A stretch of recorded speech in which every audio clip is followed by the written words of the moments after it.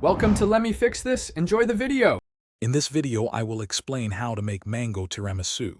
First, gather your fresh ingredients, ensuring your mangoes are perfectly ripe for the best flavor.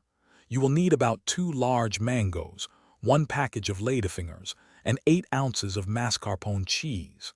Next, prepare a light simple syrup by dissolving 1/4 cup of sugar in 1/4 cup of hot water. This will be used to moisten our ladyfingers, adding a subtle sweetness to each layer. Now let's create the star of our tiramisu, the creamy filling.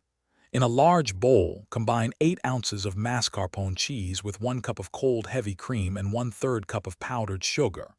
Using an electric mixer, whip these ingredients together on medium-high speed until the mixture is light, fluffy, and forms soft peaks. This rich, airy cream will perfectly complement the sweet mangoes and delicate ladyfingers, creating a truly irresistible dessert. It's time to assemble our delicious mango tiramisu.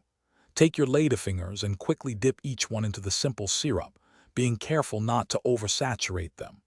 Arrange a single layer of these moistened ladyfingers at the bottom of a 9 by 13-inch dish. Next, spread half of your creamy mascarpone mixture evenly over the ladyfingers. Then, carefully place half of your thinly sliced mangoes on top of the cream, creating a vibrant, fruity layer. To finish assembling, repeat the layers. Another layer of syrup-dipped ladyfingers, followed by the remaining mascarpone cream, and finally, the rest of your fresh mango slices. Once assembled, cover your tiramisu tightly with plastic wrap and refrigerate it for a minimum of 4 hours or, ideally, overnight. This chilling time allows the flavors to meld beautifully and the dessert to set perfectly. Before serving, you can garnish with a few extra mango pieces or a sprinkle of toasted coconut.